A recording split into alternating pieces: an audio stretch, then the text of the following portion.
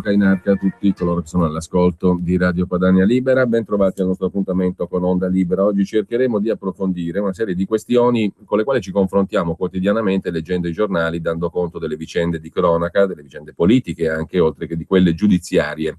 Ci siamo occupati recentemente, la scorsa settimana, di una delle questioni delle quali più si sente discutere, no? Anche in televisione, ovvero la rilevanza delle prove tramite il DNA, la scienza. La scorsa settimana abbiamo parlato proprio di quello e quest'oggi io vorrei un po' allargare il discorso e dall'altra parte vediamo come va la trasmissione, perché nonostante la programmazione siamo aperti, diciamo, alla discussione, è il bello è l'essenza, diciamo così, della trasmissione radiofonica, partendo però da un tema che appunto è quello con cui abbiamo a che fare quotidianamente, cioè quello dell'informazione su vicende che hanno un rilievo pubblico, ovviamente, perché di questo stiamo parlando, e anche le trasmissioni che abbiamo fin qui fatto, pur partendo da questioni a volte processuali e giudiziarie, hanno sempre avuto come riferimento una questione di interesse pubblico, cioè di rilevanza per chi ci ascolta, per tutti noi come cittadini di uno Stato che funziona secondo determinate regole e che in ambito giudiziario deve funzionare secondo determinate regole a garanzia di tutti i cittadini.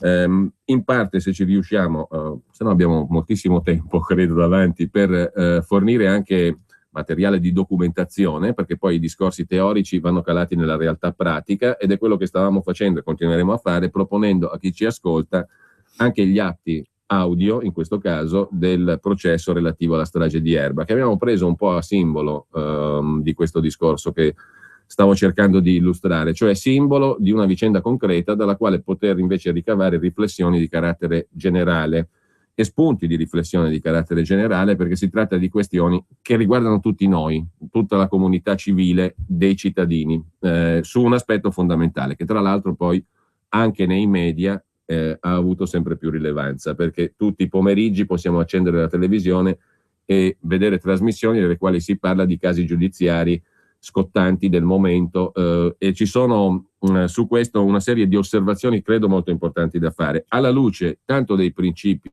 della Costituzione, e mi rendo conto che qui potremo perdere decine di migliaia di ascoltatori, perché quando si parla di solito di principi, la Costituzione eccetera, si cade nella retorica. Invece da questo punto di vista io vorrei partire proprio da lì, perché altrimenti perde di significato anche l'ancoraggio fondamentale di questo discorso. Cioè noi abbiamo faticato per anni per introdurre in Costituzione alcuni principi. È stato modificato il nostro codice penale nell'89 in una determinata direzione. Qualcuno sostiene che sia stata una modifica che alla fine ha condotto a un ibrido, cioè a un sistema che non è propriamente il sistema americano come c'era stato detto, no? Cioè quello della parità fra accusa e difesa, della prova che si forma nel tribunale, nel contraddittorio, delle garanzie per i cittadini e via dicendo. Su questo si può discutere, però se non ci riferiamo ai principi fondamentali in questo caso, perdiamo di vista i contorni della realtà poi, no?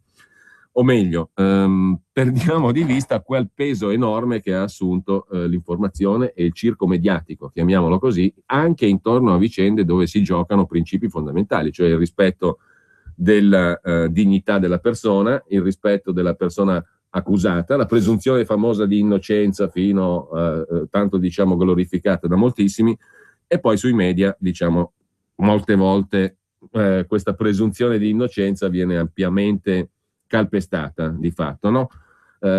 Mi riferisco anche al caso di questi giorni, cioè alla vicenda dell'omicidio di Yara Gambirasio, alla carcerazione dell'imputato numero 1, Massimo Giuseppe Bossetti, e alle notizie che sono uscite in questi giorni. Ne abbiamo parlato. Allora, io ho qua di fianco a me, e ripeto, se facciamo poi in tempo, torniamo anche agli atti giudiziari che andiamo proponendo, gli audio del processo relativo alla strage di Erba, perché abbiamo già visto nel corso delle puntate precedenti che da lì sono venuti fuori moltissimi spunti, tanto per inquadrare la questione in sé, che ha avuto una sua enorme rilevanza mediatica, e quindi già da quel punto di vista è utile fare questo lavoro, ma anche perché da quella singola specifica vicenda sono arrivati moltissimi spunti di riflessione sull'andamento del processo e sulla tutela del cittadino quando si trova ad avere a che fare con un'accusa e con un procedimento giudiziario, e sul ruolo appunto dei mezzi di informazione. Qui con me c'è l'avvocato Fabio Schembri, che ringrazio,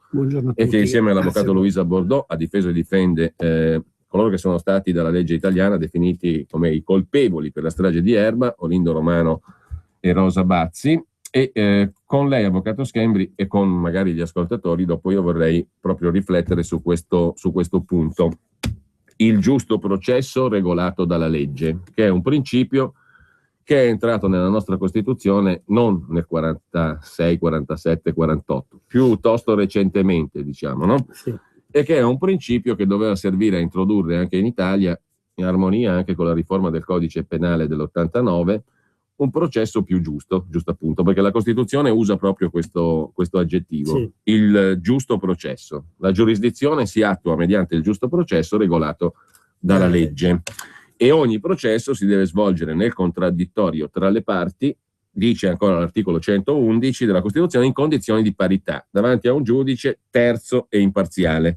La persona accusata del reato deve essere nel più breve tempo possibile informata riservatamente, e qui questo avverbio, diciamo, ci riconduce al discorso dell'informazione e del circo mediatico. La persona deve essere informata riservatamente della natura dei motivi dell'accusa, deve disporre del tempo e delle condizioni per preparare la difesa, deve avere la possibilità davanti al giudice di interrogare o fare interrogare le persone che la accusano e di ottenere l'interrogatorio di persone a sua difesa, nelle stesse condizioni dell'accusa, e deve acquisire qualsiasi altro mezzo di prova a suo favore, no? E dice ancora la Costituzione italiana che il processo penale è regolato dal principio del contraddittorio nella formazione della prova. Cosa significa esattamente, avvocato Schembri? Chiariamolo subito. Cosa significa principio del contraddittorio nella formazione della prova? La prova significa questo, molto semplicemente, che la prova si forma in dibattimento, quindi all'interno, nell'ambito processuale, tranne delle rare eccezioni che sono regolate dalla legge. Quindi il contraddittorio, dove appunto accusa e difesa possono eventualmente partecipare attivamente davanti a un giudice, che naturalmente deve essere un giudice terzo, alla formazione di questa prova. La prova naturalmente intesa come prova dichiarativa, per esempio, facciamo un esempio dell'escussione, quindi l'esame di un testimone, quindi naturalmente la difesa, così come l'accusa, ha diritto a controesaminarlo, e quindi da lì, nell'ambito processuale, in virtù di questo principio appunto del contraddittorio, cioè della possibilità di controllare appunto e di coadiuvare la formazione della prova, che insomma il processo, appunto detto giusto dalla stessa Carta Costituzionale, dovrebbe, almeno così si auspicava e si auspica il legislatore, dovrebbe portare a quella che poi è o dovrebbe essere la verità processuale, insomma, no? E dice ancora la Costituzione che è la legge che regola i casi in cui la formazione della prova non avviene nel contraddittorio, sì, per accertata impossibilità di natura oggettiva o per effetto di provata condotta illecita, dice la Costituzione. Sì. Tradotto? Tradotto significa che vi sono dei casi regolati appunto dalla legge dove magari non è possibile procedere tramite il contraddittorio. Per esempio il codice di procedura penale prevede dei riti cosiddetti alternativi, cioè il cosiddetto giudizio abbreviato, dove sostanzialmente l'indagato imputato può scegliere di procedere con quella forma di rito, quindi sostanzialmente accettando quelli che sono gli atti di indagine e su quelli discutere la sua posizione processuale. In questo caso quindi gli elementi probatori raccolti dall'accusa, la prova quindi non verrà formata al processo e quindi nell'ambito del contraddittorio processuale. E poi vi sono anche dei casi, altri casi, quali il teste che viene intimidito, minacciato da terzi soggetti, allora nel qual caso avesse già reso delle dichiarazioni nella fase delle indagini preliminari, queste possono essere acquisite e quindi possono far prova al di là del principio del contraddittorio e quindi della formazione della prova all'interno del dibattimento. Sono chiaramente dei casi disciplinati dalla legge. Però in linea generale, in linea di principio, la nostra Carta Costituzionale, così come il Codice di Procedura Penale, prevede che le prove si formano nell'ambito del processo, quindi nell'ambito del dibattimento, dove accusa e difesa dovrebbero giocare un ruolo paritetico davanti a un giudice terzo. E tutti i provvedimenti giurisdizionali, cioè la soluzione, la condanna, eccetera, devono essere motivati. Sì. Devono essere motivati anche i motivi per cui non reputa il giudice accoglibile una determinata opposizione o difesa, diciamo, dell'imputato, no? Cioè sì, qualsiasi cosa deve essere motivata nella sentenza. Le sentenze devono essere, i provvedimenti giurisdizionali devono essere naturalmente motivati. Quindi si devono motivare naturalmente, perché possono essere oggetto di impugnazione sia da parte dell'accusa sia da parte della difesa. Ecco, allora, avvocato Schembri, le faccio due domande. Sì. Una di carattere più generale. Nel corso della sua esperienza pratica, sì, nei diversi processi nei quali ha prestato la sua opera come avvocato, ha riscontrato il rispetto di queste regole in generale che abbiamo appena enunciato e che discendono dalla Costituzione? Primo. Secondo, nel caso del processo per la strage di Erba, sul quale anche chi ci ascolta ha avuto più documentazione, perché abbiamo cercato di fornirgliela dagli atti processuali in queste trasmissioni. Questi principi sono stati rispettati? In alcuni casi naturalmente questi principi vengono rispettati, in altri casi invece si può ravvisare, anche nella mia esperienza l'ho potuto ravvisare, la violazione di quelli che sono i principi cardine, quindi i principi costituzionali che dovrebbero essere applicati nell'ambito del nostro processo, insomma. Chiaramente delle violazioni in questo senso ce ne sono, ecco, non solo per quanto riguarda la strage di Erba, poi chiaramente i principi vengono applicati dagli uomini, vengono interpretati e vengono calati nei casi pratici, e quindi non sempre vi è un rispetto rigido di quelle che sono le regole costituzionali. Questo è fuor di dubbio.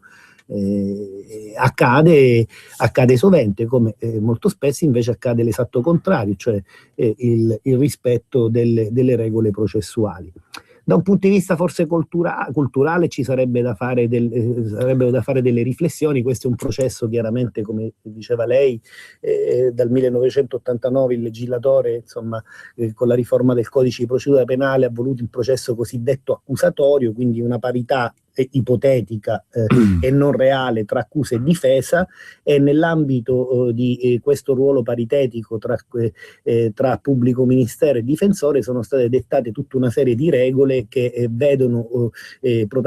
dovrebbero vedere protagonista il giudice terzo ed imparziale, dove i due contendenti, che sarebbero il pubblico ministero e il difensore, dovrebbero giocare una sorta di partita, la partita processuale ad armi pari, e in quell'ambito si deve formare, tramite gli elementi probatori, la discussione di essi, si dovrebbe formare il convincimento del giudice. Questo, ripeto, certe volte va tutto liscio e va tutto bene, altre volte vi sono delle violazioni palesi. Dicevo, da un punto di vista culturale, ma cioè noi abbiamo voluto un processo all'americana,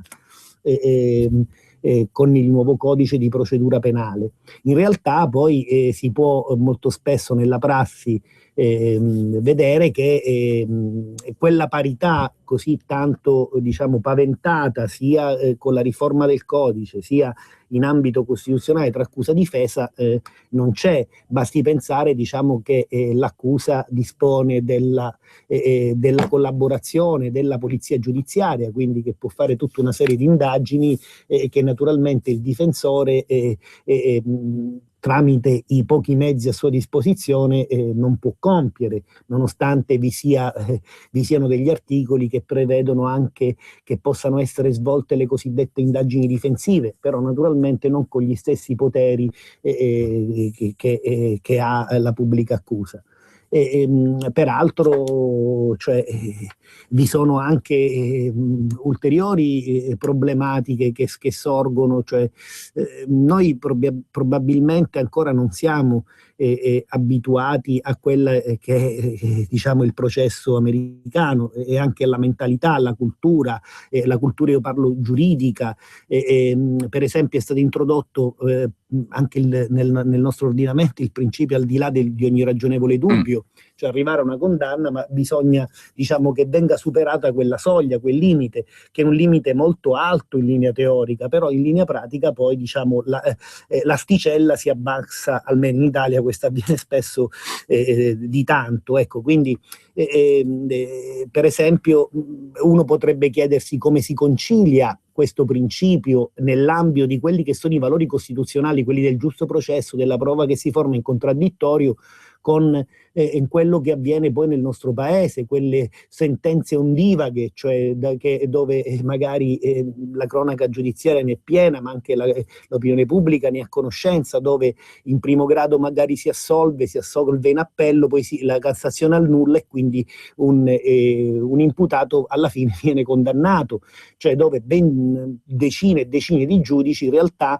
hanno statuito tramite le sentenze motivate che quella persona è da considerarsi innocente. Certo è che lì, se volessimo proprio calare nella realtà pratica quelli che sono i principi ormai codificati anche nel nostro codice di procedura penale, ecco, sarebbe difficile da spiegare per esempio a uno statunitense com'è possibile che da un lato vi sia il principio dell'aldilà di ogni ragionevole dubbio, dall'altro lato, nonostante varie anche assoluzioni, quindi che il dubbio che hanno avuto più giudici, sia togati che popolari, poi alla fine una persona possa essere raggiunto da una condanna anche estremamente pesante, insomma.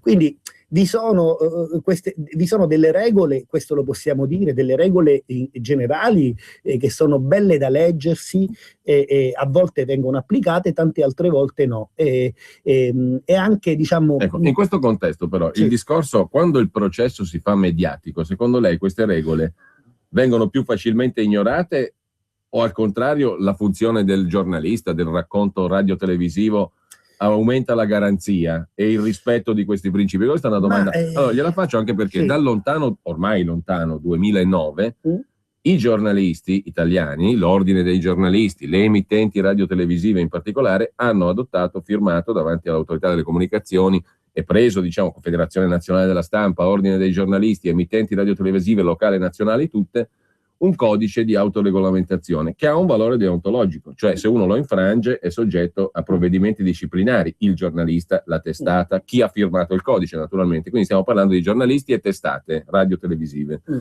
nel quale si devono garantire questi principi qui sostanzialmente, cioè di parità fra difesa e accusa, di corretta informazione, di rispetto della dignità della persona, di fornire a colui che sta dall'altra parte, cioè il cittadino, che ascolta la radio e vede la TV, una corretta informazione sullo stato, l'andamento del processo, la differenza fra accusa e difesa. Cioè, tutti i principi sono stati codificati. Sì. Nessun giornalista ovviamente è mai stato colpito da alcun provvedimento disciplinare per avere derogato a questo che invece è una sua norma precisa, oltre che costituzionale, recepita anche con il codice. Quindi questo è un punto su cui dovremmo riflettere a lungo. C'è la pubblicità, andiamo in pubblicità e poi ripartiamo da qua. D'accordo.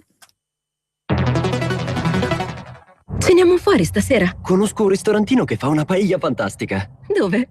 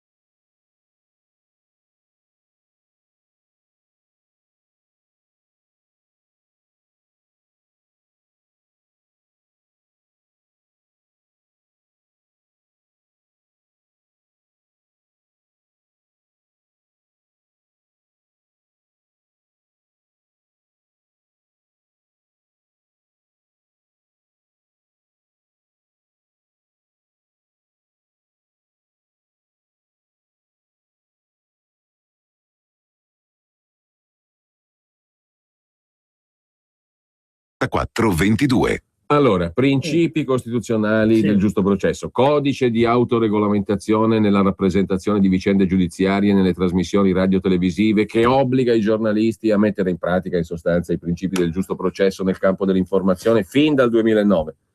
Quando il processo diventa mediatico, poi cosa succede in pratica? Ma non solo quando il processo diventa mediatico, probabilmente si rischia con un processo mediatico di perdere di vista quelli che sono, diciamo, delle regole scritte anche bene, e che sembra che possa, tramite la lettura di queste, che tutto funzioni. In realtà così non è. Quindi quelle regole molto spesso vengono violate. Anche il codice deontologico dei giornalisti, così come la nostra Carta Costituzionale, certe volte rischia di vedere svanire quello che il legislatore diciamo si proponeva con l'articolo 111 della Costituzione, ma anche con gli articoli del Codice di procedura penale. Vede, molto spesso tutto questo avviene in buona fede, perché molto spesso è questione non solo di cultura ma anche di interpretazione, cioè di ciò che una persona, un uomo, una donna, chi deve giudicare sostanzialmente, oppure chi deve scrivere un articolo, in questo caso un giornalista, ha nella sua testa. Quindi molto spesso le tesi vengono portate avanti in buona fede, in base a una tesi che uno propugna corretta, almeno pensa che possa essere una tesi corretta, scrive scrive in un determinato modo, perdendo di vista quelli che sono, diciamo, anche i diritti di quella cosiddetta controparte, in questo caso l'imputato, che subisce non solo la gogna mediatica ma anche dovrà subire un processo. Ecco, in questo caso, perdendo di vista anche in buona fede quelli che sono i diritti dell'indagato, che molto spesso vengono già a priori calpestati tramite, insomma, questa che è diventata ormai una gogna mediatica per tutti. Basti pensare, al di là della colpevolezza, al di là dell'innocenza, e cioè quando un caso balza alle cronache, prima di tutto, prima del processo, prima di un'eventuale sentenza di condanna, piuttosto che di un'assoluzione, diciamo, viene l'imputato, l'indagato, affronta sin da subito un processo parallelo che si svolge in televisione, alle radio e sui giornali. Ne fanno parte, prendono parte attiva, ne partecipano proprio attivamente anche gli stessi giornalisti, soprattutto i giornalisti della prima ora, coloro i quali si sono occupati della prima notizia da lanciare e che hanno sostanzialmente avuto contezza quindi della notizia da quelle che sono dette le cosiddette fonti investigative, quindi sostanzialmente il verbo della pubblica accusa. Perché poi, vede, in Italia le prime notizie vengono lanciate grazie alle conferenze stampa che le varie procure della Repubblica possono fare, legittimamente fanno, ma che poi condizionano naturalmente l'articolo che verrà pubblicato piuttosto che la trasmissione televisiva che verrà fatta. E c'è, diciamo, un intervallo temporale piuttosto lungo, che è quello caratterizzato dalla fase delle indagini preliminari, dove la difesa non gioca alcun ruolo, soprattutto a livello mediatico, come è giusto che sia, peraltro, perché, come dice la Costituzione, allora, il contraddittorio deve essere nell'ambito processuale, soltanto che molto spesso viene preceduto da quello che è il tantam mediatico. Allora, per essere pratici, nel caso di cui in questi giorni tutti leggiamo sui giornali, il caso, diciamo, di Yara Gambirasio e Massimo Bossetti. Allora, noi abbiamo ancora una fase di indagine non chiusa, no? Sì. In questa fase di indagine non chiusa è evidente che anche la difesa ha meno strumenti, diciamo, a disposizione, anzi ne ha molto pochi sostanzialmente, perché le indagini sono ancora coperte dal segreto sostanzialmente, quindi il difensore non ha conoscenza di tutti gli atti di indagine.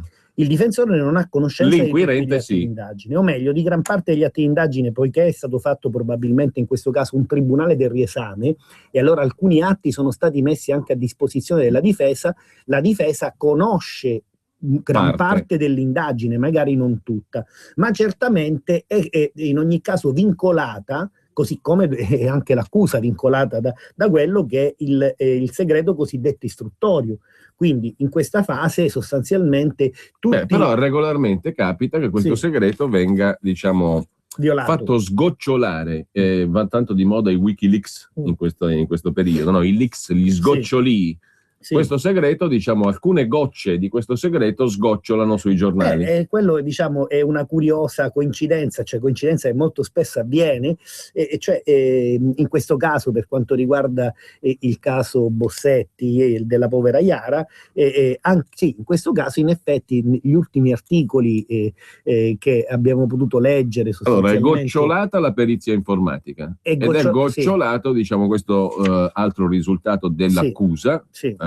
che ha a che fare con i filamenti che sarebbero stati trovati sul corpo della vittima, corrispondenti a quelli del sedile del mezzo usato dal presunto assassino, dall'imputato. E qui c'è da fare una prima considerazione. Come diceva lei, è gocciolato. Queste sono delle notizie... Gli inglesi dicono leak, la goccia, no? Che si usa il condizionale, sembrerebbe, di questi i filamenti e quant'altro, però allora, ieri sì. adesso per essere precisi, sì. Allora, da un punto di vista della comunicazione, l'articolo che ieri ha dato conto di questo è comparso sulla Stampa, sì. no?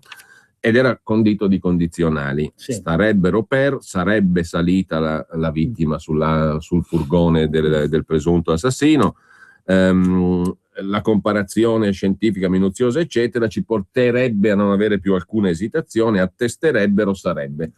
Questo condizionale, diciamo, oggi è diventato praticamente il giorno dopo un indicativo presente, cioè una certezza, no?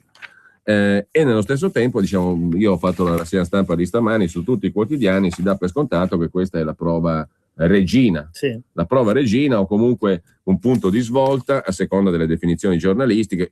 Si stringe il cerchio, si inchioda l'imputato, scrive un giornale, quell'altro ancora scrive gli indizi si trasformano in prove, è un punto da KO, non c'è più speranza, questo qui passerà il resto della sua vita in carcere, scrive, è un altro giornale, non è che lo dico io, è scritto sui giornali di oggi.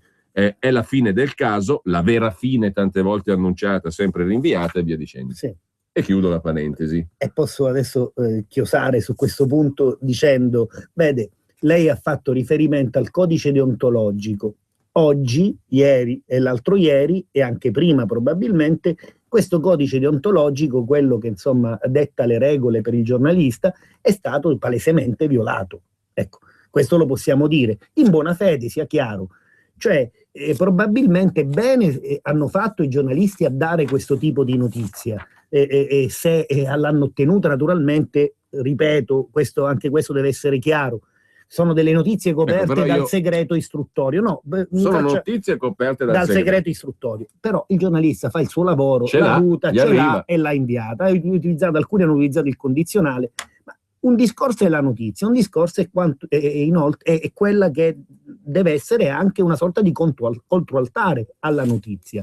Cioè, su tutti questi giornali non c'è spazio per la difesa. Io non parlo sto parlando, chiedo scusa, di testate del più diverso orientamento, di centrodestra, e nulla si dice della di difesa, centrosinistra, compagnia B. Nulla, si dice è inchiodato e quant'altro, è come se il processo ancora si deve svolgere, ma già i giornali lo hanno già finito. Allora, c'è un'altra considerazione da fare. Vede, in questi casi sostanzialmente si apre una sorta di gioco di parte, cioè dove anche i giornalisti partecipano, cioè una fase preprocessuale, poi naturalmente si seguirà questo gioco anche durante il processo, dove chi ha già sostenuto una tesi si affanna alla ricerca di elementi che possano supportare la tesi precedentemente sostenuta negli altri articoli che sono stati fatti sulle stesse testate giornalistiche. E quindi si ha quasi piacere di poter scrivere che c'è un elemento che inchioda l'imputato, perché gli stessi giornali magari in precedenza hanno in un certo senso enfatizzato degli elementi di accusa che sono stati considerati dagli stessi giornali clamorosi. Ora è strana anche la coincidenza temporale della pubblicazione di questo tipo di risultato investigativo, che naturalmente dovrà essere esaminato alla difesa di Bossetti quando sarà. Allo stato all'approssimarsi della chiusura utilizzare il condizionale, perché non sappiamo se così è come riportano i giornali, ma soprattutto non c'è stato nessun tipo di contraddittorio, perché potrebbe essere in linea teorica un elemento importante, potrebbe essere un elemento di poca importanza, potrebbe essere un elemento neutro o addirittura, dirò di più, potrebbe essere un elemento favorevole anche alla difesa. Quindi che l'analisi venga fatta dal giornalista di questo elemento estremamente dubbio, di cui si disconosce, perché si deve disconoscere nella fase del segreto istruttorio, diciamo, la motivazione, o meglio il ragionamento che sta dietro, il tipo di lavoro che è stato fatto e come è stato fatto e a quale risultato ha portato, allora cioè, si dà una notizia non solo incompleta, ma anche potrebbe essere anche una notizia fuorviante. Dicevo, da un punto di vista temporale, risulta anomalo che, diciamo, sia uscita questo tipo di notizia probabilmente, non lo so, da fonti investigative, oppure dal difensore di Bossetti, che in questo caso non avrebbe alcun interesse a fare uscire questo tipo di notizia, in un certo senso, per come è stata spesa, sfavorevole, ma per come è stata spesa da un punto di vista giornalistico, sfavorevole al suo assistito. Ripeto, poi potrebbe essere anche un elemento favorevole. Perché se il difensore poi analizza diciamo la consulenza piuttosto che gli elementi, magari esce anche qualcosa di favorevole, così come qualcosa di favorevole è uscito negli ultimi giorni, e qua mi riallego allo straordinario temporale, sul DNA. Ed allora sembra che queste notizie siano in un certo senso attenzione. Mi faccia finire, prego. Siano in un certo senso come vengono utilizzate come bilanciamento della notizia favorevole al Bossetti, cioè il famoso DNA. Dove manca il mitocondriale, eccetera, eccetera, che lei ha già fatto, ha trattato. In effetti stiamo parlando di una notizia precedente che in un certo senso, ma in un certo senso molto grosso, ha messo in dubbio la bontà di quell'elemento probatorio. Quella là era la prova regina fino all'altro giorno. Ecco. E adesso ci si affanna ad offrire ulteriori elementi che possano in un certo senso bilanciare quella notizia sostanzialmente che ha inficiato quella che fino all'altro giorno era la prova regina. E allora escono adesso il discorso della perizia informatica, piuttosto che queste le fibre, ecco, lì è come se ci fosse l'interesse da parte di una parte magari processuale, piuttosto che di una parte, in questo caso dell'informazione, a bilanciare una notizia sfavorevole con una che si reputa favorevole per la tesi accusatoria, non dando spazio, attenzione, perché giammai in questi casi non dando spazio alla difesa in alcun modo. Giustamente la difesa in questa fase deve lavorare alacremente per preparare quello che sarà la fase processuale, e quindi non dovrebbe neppure pensare a quella che è, diciamo, l'aspetto mediatico della vicenda, però in effetti parallelamente al processo esiste anche un aspetto mediatico, e quindi un processo dei media che, diciamo, si confrontano e in un certo senso si scontrano, perché magari a fronte di le varie tesi colpevolizie c'è anche magari una piccola minoranza dei media che propende per altro. È come se si giocasse una partita di calcio, quindi è stato segnato un punto mediaticamente per quanto riguarda il DNA, e allora noi dobbiamo pareggiare ed eventualmente superare quel punto, e quindi mettiamo in pista tutta una serie di notizie sfavorevoli all'indagato, all'imputato. Però ci si dimentica, quando si gioca, che qui c'è poi sostanzialmente un imputato che è accusato di un grave delitto, un imputato che deve essere processato, un imputato che, così come dice la Costituzione che lei ha letto, è un presunto non colpevole, cioè fino a quando non c'è una sentenza definitiva. Quindi questo accanimento anche nell'ottica di un risultato finale, sinceramente, oggi scrivere non che si il processo comprende, è finito praticamente, perché sì. A me viene in mente l'interrogatorio che hanno subito Olindo Rosa, la stessa cosa, a loro viene detto esattamente: guardate che il processo è finito qua, noi abbiamo tutte le carte in mano, e qui eravamo ancora addirittura in fase di arresto, diciamo, no? Sì. Il terzo giorno dell'arresto praticamente. Sì. Quindi sui media oggi si trova lo stesso discorso. Sì. Io gliel'ho citato prima, potrei citarglielo ancora più precisamente, ma c'è chi scrive oggi che il processo è finito, la storia è finita. Sì. Cioè, questa è la prova definitiva, non c'è più nient'altro da fare. E questo ha dell'incredibile, che si possano scrivere queste cose ha dell'incredibile, cioè veramente incredibile. Però purtroppo così è.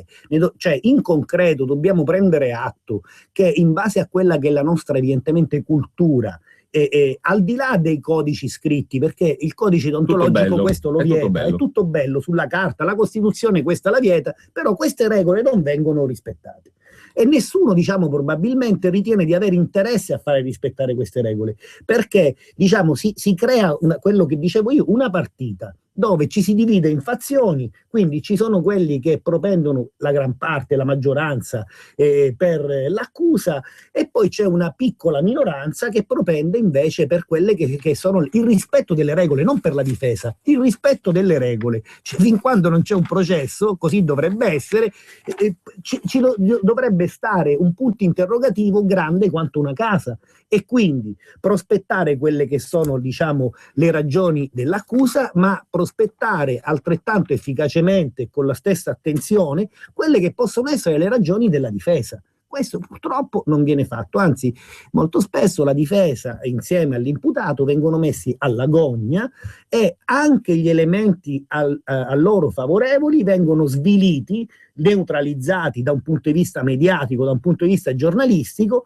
proprio perché anche il giornalista, anche la testata che già si è occupata del caso in un determinato modo, ha un interesse, e possiamo chiamarlo personale, a far sì che la prima notizia diventi la verità assoluta. Allora, fermo restando che siamo in una fase di segreto, sì, no? E che quindi qualcuno, chi ha fatto sgocciolare le notizie, qualcuno ci deve essere. Qualcuno ha fatto sgocciolare le notizie. È indubbio, è certo, evidente, no? Certo. Perché in una fase di segreto il segreto dovrebbe essere mantenuto. Certo. Se le notizie sgocciolano sui giornali, c'è uno che ha fatto aperto il rubinetto, giusto? Certo, sì. E in questo caso, essendo, a rigor di logica, la notizia non favorevole all'imputato, sì, non si può presumere che sia stato il suo avvocato difensore, almeno tutto può essere nella vita. Nella vita può essere, certo, però è più difficile che uno possa fare questa ipotesi, certo. E questa è una famosa questione che è stata da Mani Pulite in avanti, diciamo, sempre agitata, ma irrisolta, cioè la famosa fuga di notizie. Sì. Vabbè, insomma, è una questione che anche in quel caso non credo che ci sia mai stata una sanzione a qualcuno per fuga di notizie, non mi risulta. Non ho controllato le statistiche, però difficilmente. Allora, in questo dettaglio, perché lo sgocciolio può essere più, diciamo, dettagliato o meno a seconda delle testate, a seconda del giornalista e via dicendo, c'è un quotidiano oggi che ci racconta piuttosto dettagliatamente come sarebbero andate le cose in occasione di questa ultima vicenda, cioè quella delle fibre trovate sul corpo della vittima coincidenti col sedile del furgone dell'imputato. Allora, i RIS di Parma hanno fatto questo esperimento pratico, un capitano donna dei carabinieri si siede sul furgone, quando si alza le rimangono attaccati al vestito appiccicate, scrive il giornale, il quotidiano in questione, appiccicate delle fibre di tessuto sintetico di tipo industriale, lo stesso che riveste i sedili del furgone dell'imputato. Sono fili gialli, sono fili grigi, sono fili blu e celesti, come quelli che la vittima aveva sui suoi indumenti, diciamo così. Sono decine di fibre colorate che sono distribuite nella stessa percentuale in proporzione con cui viene composto il rivestimento del sedile. Analizzate al microscopio corrispondono a quelle dei rivestimenti del furgone. Non solo. Sono stati individuati 2000 furgoni uguali, immatricolati dalla stessa marca, stesso modello, nel nord Italia, da Reggio Emilia in su, sono stati controllati e fotografati. Si è verificato dove si trovassero i proprietari di quei furgoni la sera in cui la vittima è scomparsa. Qualcuno di costoro è stato convocato, per molti altri invece è bastato verificare con cella telefonica dove fossero e quindi non erano a Brembate, il teatro della sparizione della povera vittima. Solo questo imputato era a Brembate quella sera e quindi deve essere stato lui. Ci viene detto un'altra cosa e su questo io vorrei chiedere un suo parere più dettagliato. Questo accertamento sulle fibre si può ripetere, scrive questo quotidiano. Sì. Per questo motivo non è stato coinvolto alcun consulente di parte. Se non fosse trapelato sui giornali, l'avvocato difensore l'avrebbe saputo soltanto a inchiesta chiusa. Sì. È così che funziona? Così dovrebbe essere, perché se è un atto dell'ultima ora, quindi prima del tribunale dell'esame, probabilmente l'avvocato difensore non lo conosce se è stato depositato adesso dall'accusa. Questo io non lo so. Cioè un atto così non prevede la presenza anche della parte... Ma questo è in effetti un accertamento che può essere ripetuto, quindi tecnicamente non è un accertamento tecnico irripetibile, può essere ripetuto, quindi può anche l'avvocato difensore potrà fare poi i suoi accertamenti sul caso, la sua consulenza e quant'altro, quindi in questo caso non è prevista, a mio giudizio, la presenza del difensore. Certo, diciamo, stiamo parlando di un elemento un po' così, insomma, come, mi scusi il termine, lo faccio passare per adesso, campato per aria, insomma, no? Perché magari si può dire tutto tranne che questa sorta di esperimento sia una prova regina, no? Perché, ma qua viene detto che è una prova incontrovertibile, no, che è la fine di tutto quanto, che è la regina delle prove, che supera perfino la questione del DNA. Lei ha letto che la prova si forma dalla Costituzione in contraddittorio, e qui stiamo parlando invece di un elemento d'accusa, nel senso un elemento che ha, da un punto di vista consulenziale, effettuato, diciamo, e portato a galla la pubblica accusa. Bisogna vedere se è corretto, non è corretto, se è errato, se così è, se come scrivono i giornalisti. Ci sono tutta una serie di cose poi da controllare. Peraltro poi si aspetterà anche un'eventuale consulenza della difesa, perché magari diciamo, la consulenza della difesa, così come per il DNA, potrebbe dire che è l'esatto contrario di quello che dice la consulenza dell'accusa. Quindi non dobbiamo cercare di non fare confusione. Questo è un elemento di prova, non è la prova. Ecco, cioè però gli elementi di prova, cioè quello che ancora dovrà essere eventualmente vagliato in un giudizio, perché poi magari questo elemento dirà una sentenza che è un elemento del tutto neutro, un elemento favorevole all'imputato, un elemento che non c'entra niente, però, quindi non una prova, no? Avvocato Schembri, questo discorso caso mai verrà fuori tra X mesi, giusto? Sì. Tra X mesi si sarà sedimentata nell'opinione pubblica questa convinzione, che è stato scritto in questi giorni, che è stato commentato nelle trasmissioni televisive, che è stato recepito da un pubblico che non ha gli strumenti per decifrare più di tanto il messaggio. Dovrebbe averli, perché si tratta intuitivamente di introiettare nelle nostre teste un concetto abbastanza elementare, no? Ci possiamo arrivare a prescindere dal grado di studio. Cioè, mia nonna che faceva la quinta elementare lo può capire benissimo che il principio della difesa e dell'accusa e del rispetto delle tesi di difesa e accusa è un principio che non necessita di lauree per essere compreso. Però è chiaro che invece in questi giorni viene data una comunicazione che si sedimenterà nel tempo e che condurrà inevitabilmente a ritenere anche fra X mesi, quando dovessero venire fuori ragionamenti contrari, che quello che per mesi è stato detto è vero. Certo. E torniamo a quella famosa partita di calcio, cioè, perché l'obiettivo magari è proprio questo, cioè, anzi sicuramente è proprio questo, a sedimentare nell'opinione pubblica un determinato convincimento. Del resto poi in Corte d'Assise c'è una giuria popolare, quindi giudici popolari, e quindi si inizierà a pensare, perché la prima notizia è quella sostanzialmente che conta sempre, si penserà poi che questo è un elemento incredibile, schiacciante e quant'altro. E la fotografia, il flash, e questo il giornalista lo sa bene, il flash che viene dato, il primo flash che viene dato è il flash più importante, quello che rimane impresso nella memoria delle persone. L'obiettivo probabilmente di questi articoli è proprio questo, cioè creare il vuoto attorno all'indagato, in questo caso a Bossetti, far pensare, far credere all'opinione pubblica che gli elementi sono schiaccianti e che quindi la persona che allo Stato sarebbe stata assicurata alla giustizia è certamente colpevole. E questo quando in realtà le prove, o meglio altre notizie, avevano scalfito la bontà di quella che era considerata fino a poco tempo fa la prova regina, il DNA. E allora, vede, poi si utilizzano, dice, vabbè, ma tanto ci sono, si dice molto volgarmente, ci sono altri elementi, ci sono i filamenti e c'è qua il discorso informatico. In realtà questi elementi non sappiamo nulla se sono buoni, se sono favorevoli, se sono sfavorevoli, quindi è il giornalista che qui pecca di superficialità, perché avrebbe dovuto dare questo tipo di notizia magari in altro modo, cioè e non con questa sicumera, l'elemento schiacciante, un elemento che inchioda Bossetti definitivo. Avrebbe dovuto dire, guardate, c'è questo elemento, però su questo elemento ancora ci sono dei dubbi, dirà la difesa la sua, non sappiamo allo Stato se è un elemento neutro, però pontificare, glorificare questo tipo di elemento, quindi sostanzialmente facendo quello che è quello che vorrebbe l'accusa sostanzialmente, sottolineare quindi che gli elementi accusatori sono di un certo peso e di un certo tipo, forse è un lavoro, anzi sicuramente è un lavoro che un giornalista equilibrato, che un giornalista rispettoso di quello che è il codice deontologico del 2009 non dovrebbe fare, cioè da un lato mettere sull'altare una determinata cosa, ma subito dopo ci deve essere sempre il contraltare, ma soprattutto quando ancora un processo deve essere ma la cosa celebrato. straordinaria è che in certi casi, un altro dei dibattiti tipici, no, di questi 20 anni e più, è stato sul famoso garantismo. Molti dicono io sono garantista, il garantismo, Sì. eccetera, eccetera.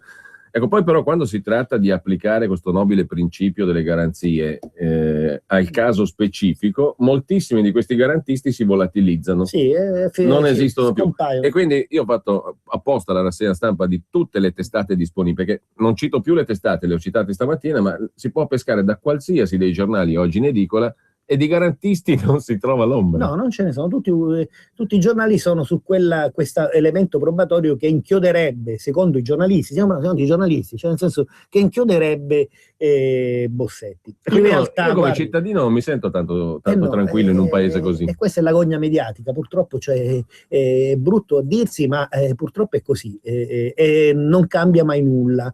Quando ci sono questi casi mediatici è sempre così. Dovrebbe cambiare qualcosa. Ora, su questo elemento, per esempio, cioè basterebbero due piccole considerazioni per dire ma di che cosa stiamo parlando? Ma quale prova regina?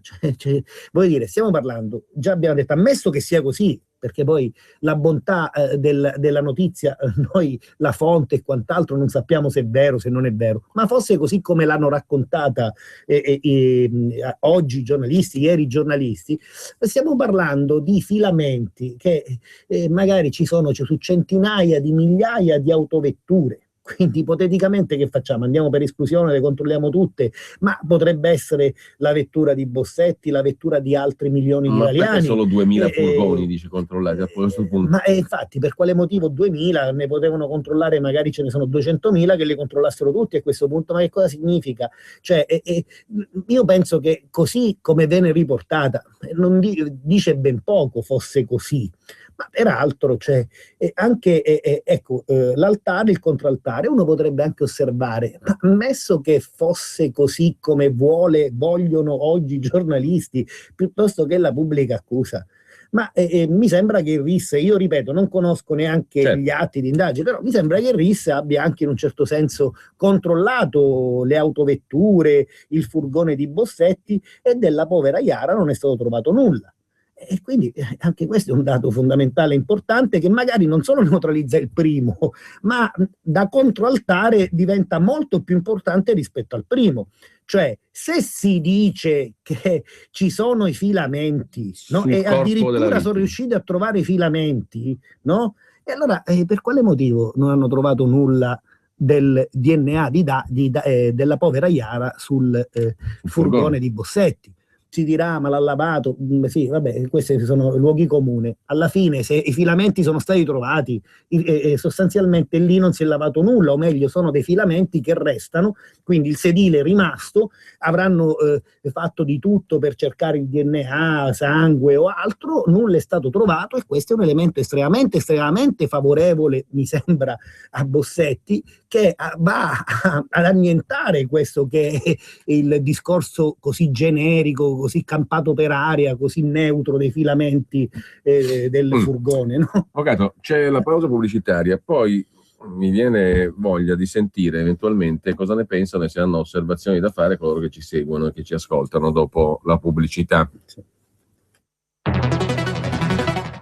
Non è per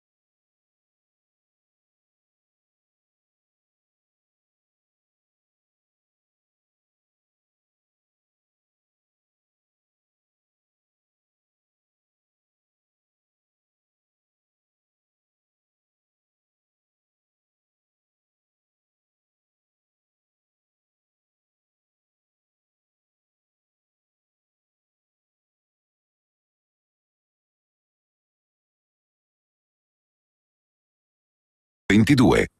Allora, rieccoci in onda, con noi l'avvocato Fabio Schembri e due ascoltatori in attesa. Ripeto, anzi, ricordo il numero per intervenire in diretta, è lo 02 66 20 35 29.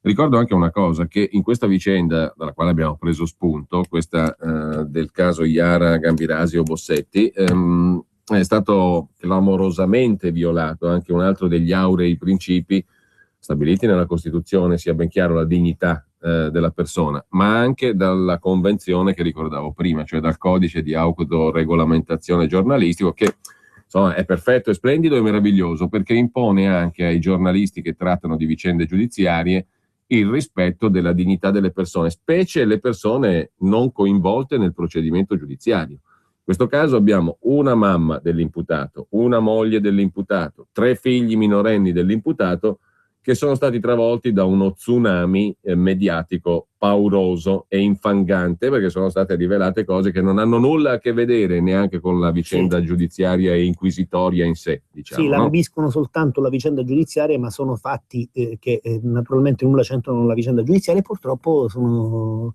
le cronache le hanno riportato insomma quella che è la loro vita, le loro vite private, e in certi casi anche infangandole, insomma.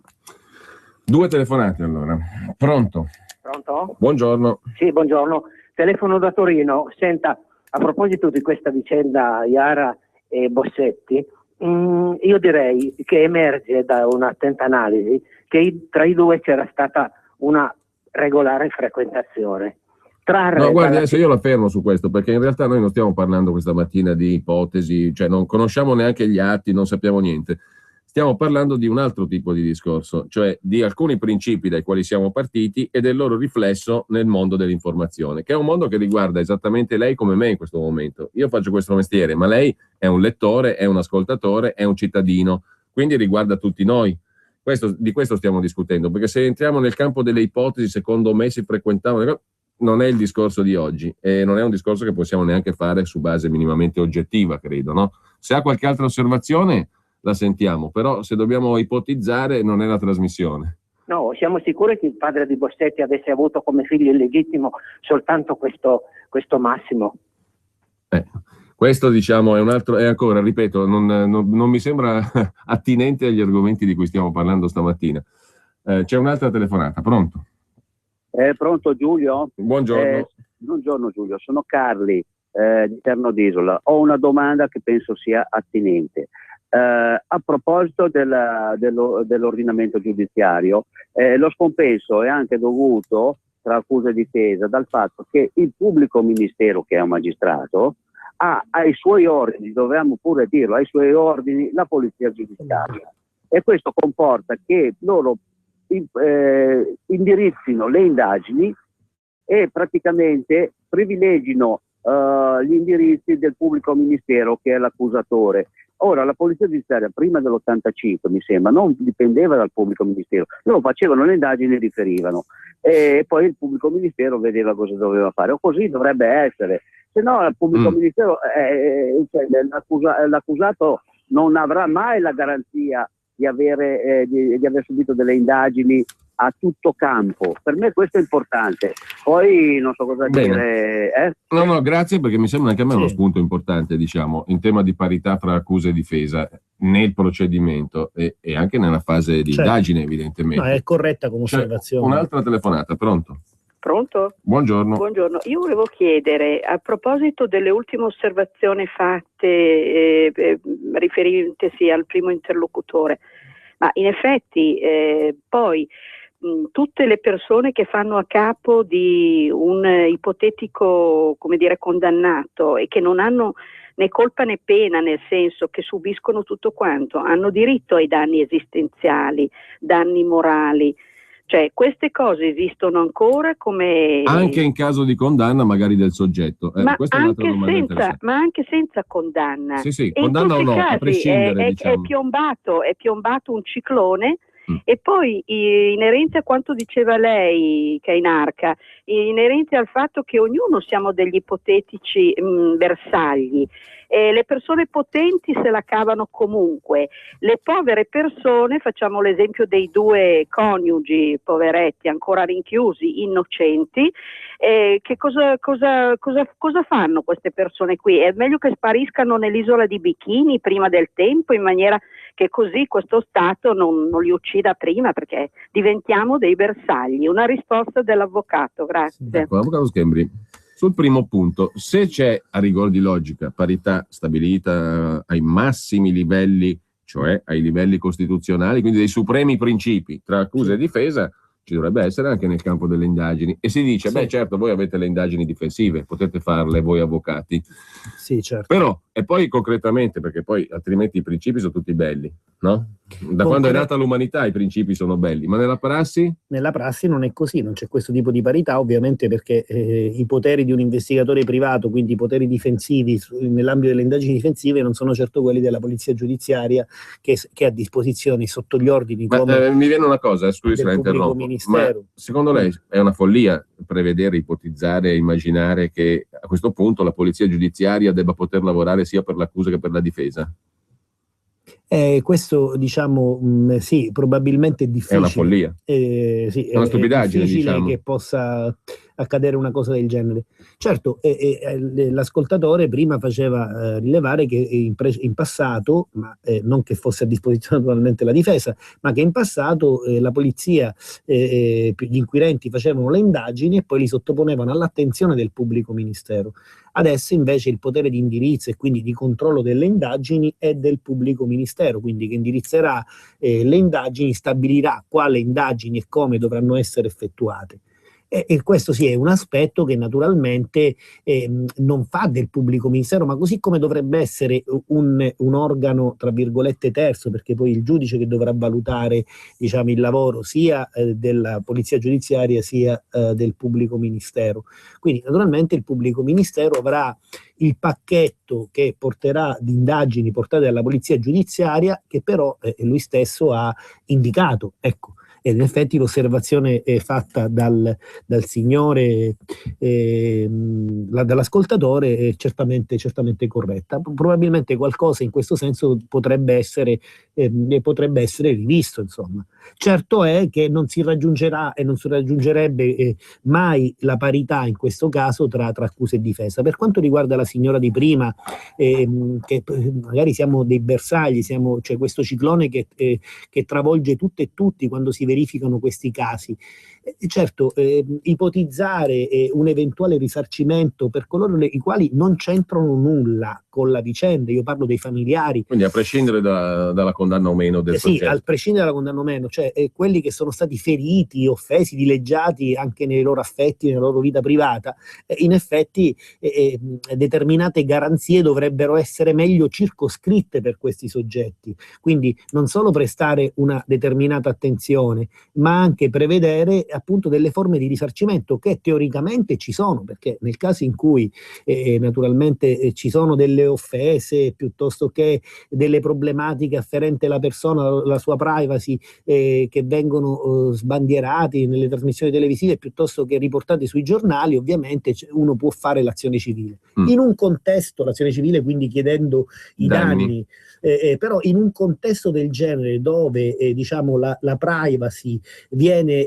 è connessa, interconnessa con quello che è l'interesse pubblico a che la notizia venga divulgata, cioè del caso giudiziario, quindi diventa molto difficile poi nella pratica ottenere un risarcimento del danno, perché nel contemperamento delle esigenze quindi degli interessi tutelati si privilegia l'interesse pubblico alla conoscenza della notizia. E poi c'è anche da dire che molto spesso spesso anche il giudice, che è un essere umano, questi aspetti, cioè il fatto che vi sia diciamo un caso così grave e che tutto sommato quelle notizie sono uscite nell'ambito di un caso giudiziario che ha visto la morte di una giovane ragazza, probabilmente ecco, ci va con i piedi di piombo prima di concedere un risarcimento anche alle persone che stanno intorno alla vicenda, i parenti per esempio dell'indagato. Certo è che teoricamente una possibilità di risarcimento e quindi una richiesta di risarcimento, quando vengono lesi determinati loro diritti, potrebbe essere naturalmente effettuata. Da un punto di vista pratico poi diventa molto più difficile, ma bisognerebbe anche lì sensibilizzare quella che è l'opinione pubblica, quella che insomma è il giornalista stesso, che rispetti quel codice deontologico, quindi lasciare fuori dalle vicende giudiziarie la vita privata delle persone terze alla vicenda giudiziaria. E questo magari avrebbe dovuto anche vigilare, a mio parere naturalmente, questo è un mio giudizio personale, maggiormente forse la Procura della Repubblica, che non uscissero determinate notizie che vanno a coinvolgere i figli dell'indagato piuttosto che la moglie, piuttosto che altri parenti. E servono, me lo consente avvocato, lo dico da, come dire, modesto esperto di comunicazione dopo X anni di questo mestiere, servono comunque a creare le basi per identificare nel soggetto un qualcosa di negativo. Sì, perché si dipinge il soggetto anche tramite, diciamo, tutto ciò che sta intorno al soggetto in un determinato modo, in un modo negativo, che fa brodo, si dice, fa tutto, e anche questo fa brodo nell'ambito di un processo futuro, ecco, no? 2 telefonate, 02 66 20 35 29, abbiamo poco meno di un quarto d'ora ancora con noi l'avvocato Fabio Schembri. Pronto? Pronto? Buongiorno. Buongiorno, sono Roberto da Bologna. Io stavo ascoltando molto attentamente, però c'è una curiosità che proprio mi prende dentro, nel senso che io ho notato che tutti i processi che sono diventati fortemente mediatici negli ultimi tempi, mi basta pensare al caso della Chiara Poggi, dopo ce ne sono altri, Meredith Kerr, tutte quelle cose lì, quando si è costruito il mostro a livello mediatico, tutti questi processi sono sempre andati molto a danno dell'indagato, cioè non c'è mai stata soluzione alcuna a livello di innocenza, e alla fine si è arrivati a condanna. Cioè, si arriva a una condanna diretta e tutti, cioè, anche quando uno prova a parlare del caso di Erba, a dire che ci sono dei dubbi, viene preso per matto, cioè la gente, il pubblico, tutti sono talmente convinti di questa colpevolezza che non si va neanche a guardare agli atti processuali. È già stato condannato dall'inizio, è pericolosissima. Esatto, lei ha colto un problema che anche a me, come diciamo giornalista, mi fa vibrare mi fa vibrare le più intime corde, perché io oggi leggo sui giornali che il processo è finito, abbiamo la prova definitiva, completa, la verità scientifica si è affermata, eccetera, che non è vero, non può essere vero, è una fesseria enorme da un punto di vista concettuale, ma è comunicazione. E questa diventa patrimonio collettivo di chi dall'altra parte legge, guarda la televisione, si informa necessariamente in maniera piuttosto superficiale. Però, ripeto, se noi cambiassimo un pochettino la mentalità, noi tutti i cittadini, dovremmo cominciare a difenderci da queste semplificazioni. E non è questione di essere avvocato, giornalista, di avere una laurea o di non aver mai aperto un libro in vita, perché diciamo questo a livello concettuale credo che lo possiamo fare tutti, metterci in quest'ottica qua. Impariamo a leggere, insomma, queste notizie e sti pezzi, perché sono da ricondurre nell'ambito di quello che sono, cioè una cosa parziale, una enfatizzazione, diciamo, della parte dell'accusa e qualcosa di sostanzialmente non vero. Punto. Cominciamo a dire che questa roba qui è fuffa, è immondizia, diciamolo, da un punto di vista concettuale e anche pratico. Pronto? Pronto, sono io? Prego, buongiorno. Sì, buongiorno a lei e al suo ospite. Buongiorno. Io appunto, come stava dicendo adesso, la prova chiave che appunto stanno parlando dei filamenti, i filamenti non penso che coincidano sul filamento, trovano il numero di targa del metro. Dopodiché, dato che è un Fiat Daily, e gli stessi sedili, gli stessi interni li usano anche per le Panda, per le punto, eccetera, eccetera. Con le stesse fantasie, o fanno una ricerca più vasta, cioè cercando dove ha posato il suo sederino Chiara in qualsiasi auto anche della sua famiglia, delle sue amiche, delle sue parenti, perché sennò è una prova che non sta in piedi per niente. Bene, Saluto. grazie anche a lei. Anche su questo punto poi sentiamo l'avvocato Schembri. C'è ancora una telefonata, poi subito la parola all'avvocato Schembri. Pronto? Sì, pronto? Buongiorno. Buongiorno. Io vorrei mettere l'accento su un aspetto. Ho l'impressione, e mi è capitato spesso, vedendo certe trasmissioni televisive, eccetera, che alcune notizie siano fatte trapelare apposta ai media e per provocare proprio questa pressione spaventosa sull'imputato, sull'indagato, no? In modo da costringerlo a passi falsi, a dichiarazioni, proprio ho l'impressione che la pubblica accusa, gli inquirenti e i media costituiscono un blocco così diretto ad arte proprio, ben gestito proprio per costringere, mettere pressione. Poi sappiamo che certe trasmissioni televisive che approfondiscono in maniera incredibile le cose possono indurre nelle intercettazioni ambientali dei commenti, Va bene. eccetera, quindi favorire Una forma di pressione, diciamo così.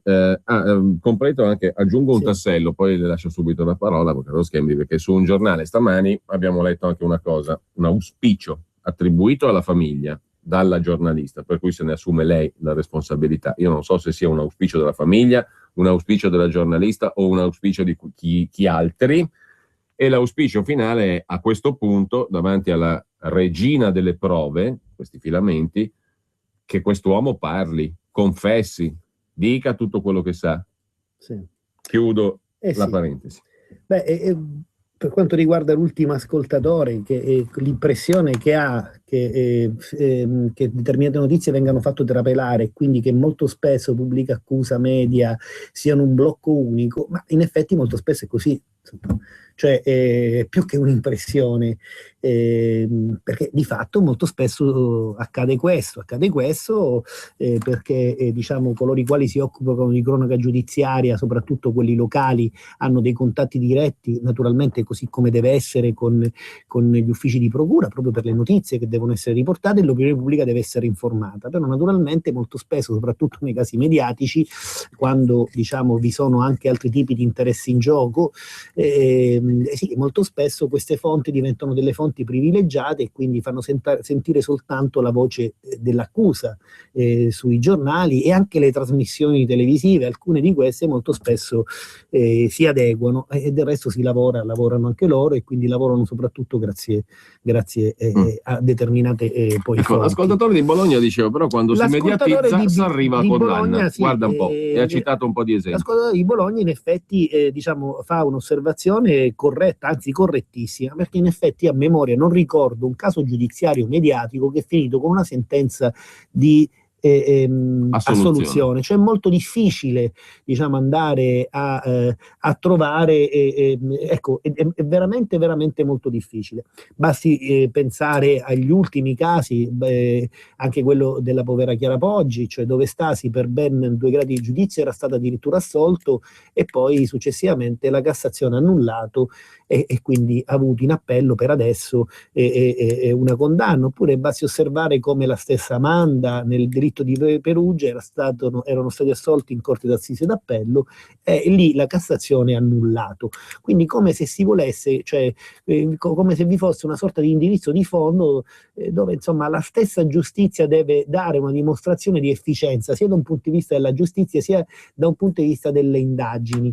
E quando il caso è mediatico è come se fosse in gioco direttamente la giustizia, direttamente la macchina giudiziaria, e lì insomma non puoi scalfire il totem, se no entri nel tabù. Guardi, per usare un linguaggio freudiano, negli ultimi 40 anni probabilmente questo è sempre avvenuto e è continuato ad avvenire, mentre statisticamente si trovano, diciamo, delle percentuali molto più alte di assoluzione su casi che non sono perfettamente mediatici, ecco, o meglio non hanno questa risonanza mediatica come quelli di cui stiamo parlando. Schembri, c'era l'ascoltatore di Torino che ha fatto un'osservazione interessante, ma molto interessante, perché serve per, adesso partendo dal caso specifico specifico, il caso di cui abbiamo parlato, i filamenti, eccetera, però per cercare di imparare anche a valutare i lati critici di quello che ci viene raccontato sui giornali e in TV. Cioè io ti comunico una cosa, ma quella cosa lì può essere letta anche diversamente. Anche al contrario, può essere letta diversamente, quello che dicevamo prima. In effetti, cioè, che è una prova per esclusione su un campione molto limitato, almeno da quello che emerge 2000 veicoli, 2000 veicoli, quello che emerge chiaramente dalla stampa. In questo caso, in effetti, ci sono anche le Punto, le Fiat, che potrebbero avere lo stesso tipo di tessuto. Quindi andrebbero certamente ampliate ad ampio raggio, quindi le indagini su questo aspetto della vicenda, che sinceramente allo Stato, così come è stata effettuata, non conosciamo, ma mi pone delle forti perplessità.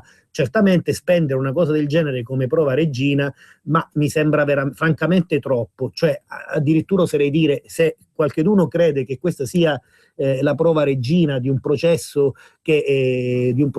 davanti a una corte d'assise, allora bisogna anche osservare che magari veramente si brancola nel buio in questo caso, perché insomma far assurgere questa circostanza a prova regina così diciamo traballante a prova regina, veramente ci vuole, mi sembra troppo, ecco. Abbiamo ancora spazio per qualche telefonata, un paio, forse 3. Pronto? Buongiorno. Buongiorno. Io parlo per quanto i media, scusi, mi ritorna la voce, per me è un po' difficile. Prego. Comunque non importa. I media, quando tralasciano tanti particolari magari a favore del soggetto, in questo caso Bossetti, è successo anche con Rose Olinda. Ad esempio, il particolare potrebbe essere per Bossetti il furgoncino bianco, dove quella signora che portando fuori la pattumiera alle 7 di sera sentì urlare aiuto da questo furgoncino. Non si è più sentito niente di questo particolare. Poi anche la presidente dell'associazione delle persone scomparse, che a dicembre, pochi giorni dopo la scomparsa di Aria, si trovava in casa di Gambirasio, e che il marito, entrando, sentì parlare la moglie con queste 3 signore e disse basta, abbiamo ancora 2 figli, stai attenta, e poi ha allontanato queste persone, per dire sono tante X fatti. Ecco, qui c'è un altro problema generale. Grazie signora, anche a lei. C'è un altro problema generale, la selezione di determinati fatti, perché magari a volte emergono certi fatti, possono essere più o meno consistenti. Lei ci diceva poco fa, avvocato, ma anche l'ascoltatore di prima, ma anche una persona di buon senso, questa storia dei filamenti può avere un significato, ne può avere un altro, bisogna contestualizzare, eccetera, eccetera. Però intanto io l'ho scelta come canale comunicativo di massa principale, no? Allo stesso modo ho scartato altre cose che sono pure emerse e che magari invece potevano avere la stessa dignità del filamento, no? Quindi faccio un'opera di selezione delle varie cose e le comunico al pubblico quelle che mi sembrano più funzionanti o funzionali. Alla tesi personale di chi, insomma... O alla tesi dell'accusa. Sì. E in questo caso alla tesi personale dell'accusa, insomma, no? Altra chiamata. Pronto? Buongiorno. Buongiorno, sono in diretta? Prego.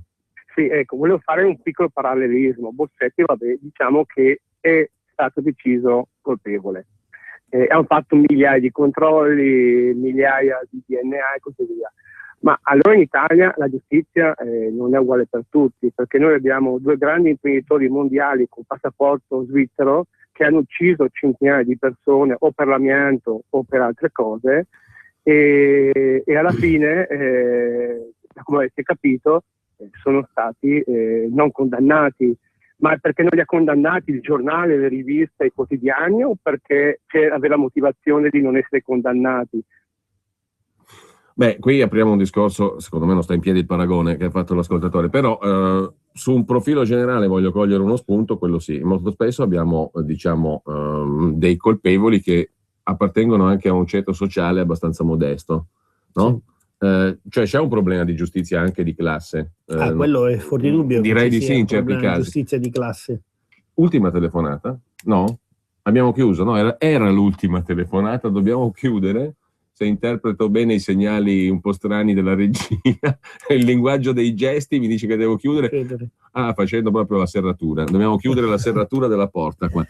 Vabbè, voleva commentare brevemente prima di chiudere. Sì, per quanto riguarda gli elementi che vengono selezionati molto spesso da chi fa l'accusa e chi fa la difesa. In questo caso, diciamo, si sente cantare solo l'accusa sui giornali e ovviamente sono gli elementi di accusa che sono stati selezionati. Nulla sappiamo noi degli elementi di difesa, perché ancora le indagini non sono state chiuse. Certo, c'è chi ha interesse a selezionare determinati elementi, quali questo dei filamenti, che magari mi sembra anche addirittura, oserei dire, non voglio essere irriverente nei confronti di nessuno, di scarso interesse però sinceramente,